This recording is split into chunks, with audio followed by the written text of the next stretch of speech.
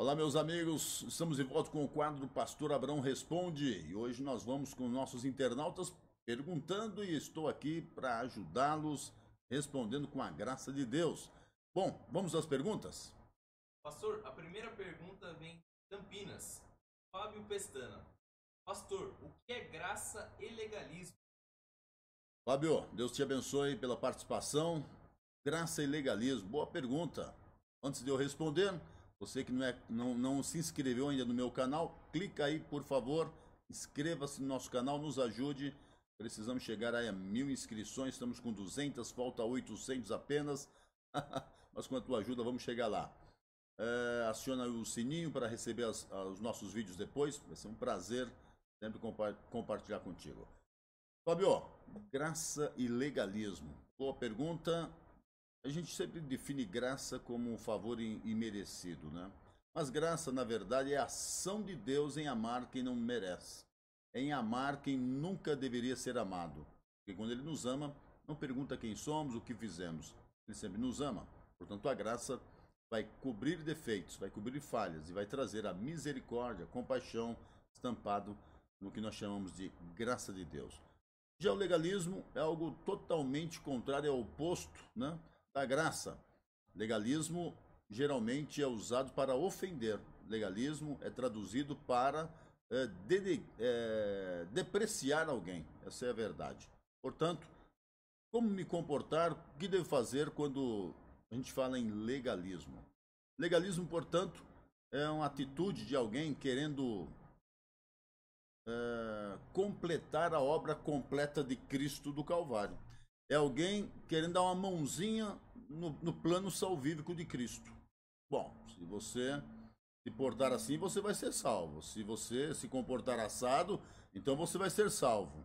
Não precisa crer, não é apenas crer. Quem crer e for batizado será salvo. Eu preciso fazer isso, fazer aquilo. Interessante o legalismo, que nós poderíamos aqui dar ênfase ao legalismo doutrinário. Tem o legalismo prático, o legalismo social, o legalismo político. Falarei, então, respondendo ao nosso irmão, legalismo doutrinário. A doutrina de Cristo, ele é o fundamento básico e máximo, é a parte basilar da nossa fé. Porque então os legalistas tentam completar a obra do Calvário. Se o Calvário já está completa em Cristo. Romanos capítulo 10, versículo 3, Paulo vai dizer: porquanto não conhecendo a justiça de Deus e procurando estabelecer a sua própria justiça, não se sujeitaram à justiça de Deus. Porque o fim da lei é Cristo, para a justiça de todo aquele que crê. Compreende esse texto? Os legalistas, o legalismo judaico, o legalismo dogmático judaico vai contrapor a doutrina de Paulo quando ele começa a mostrar a liberdade absoluta da graça de Cristo no capítulo 9. E essa graça de Deus vai ficar muito claro quando ele vai falar aos romanos, desculpa, à igreja de Roma, mas aos judeus direcionando essa fala, porque não conhecendo a justiça de Deus e procurando estabelecer a sua própria justiça, não se sujeitaram à justiça de Deus. Por quê? Porque os meus dogmas que eu recebi de Moisés é melhor do que os dogmas de Cristo. Porque os meus dogmas que eu recebi de Moisés, Moisés recebeu de quem? De Deus. Ah, então é absoluto. Na verdade, Deus trouxe a lei para que o povo de Israel sentisse a necessidade da graça. A lei foi dada ao povo de Israel para que a graça fosse introduzida através de Cristo. Agora, o legalista, eles nunca vão admitir que a lei em Cristo está completa. Precisa de alguma coisa. Bom, se você tiver bigode, você não vai para o céu. Isso é um legalismo. Só a minha igreja vai para o céu, a sua não vai para o céu. Legalismo. Só a minha igreja está correta e a sua está errada. Legalismo.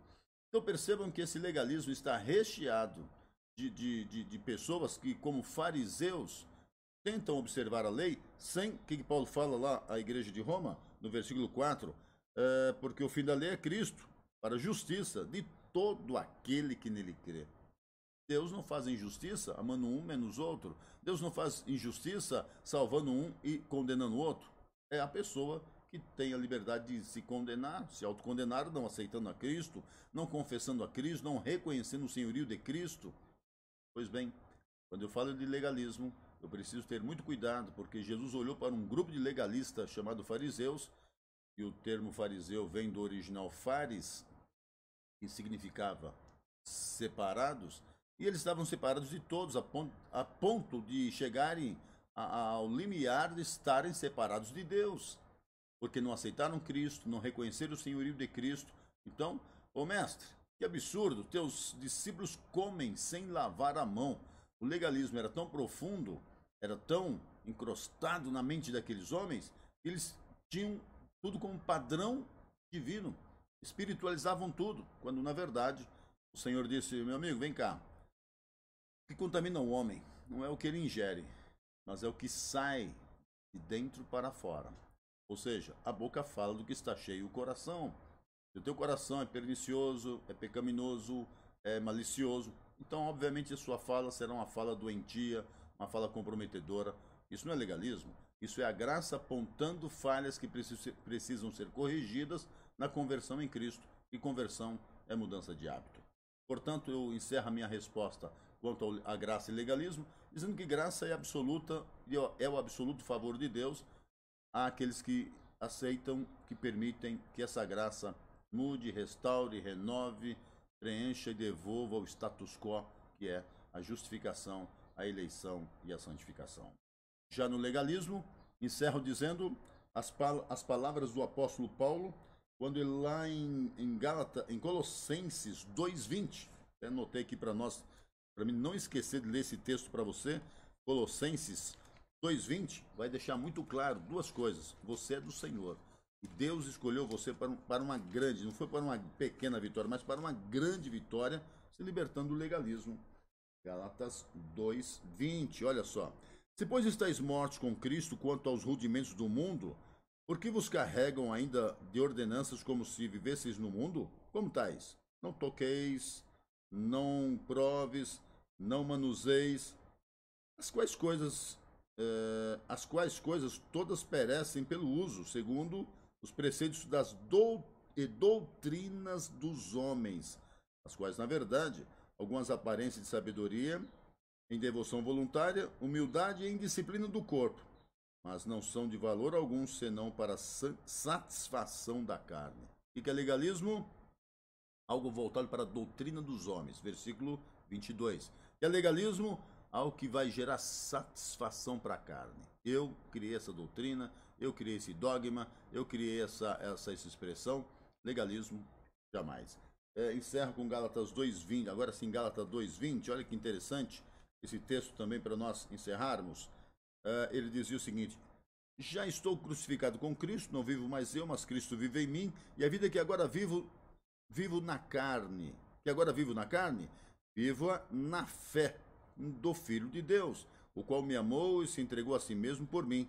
Não aniquilo a graça de Deus, porque se a justiça provém da lei, segue-se em Cristo. Segue-se que Cristo morreu debalde.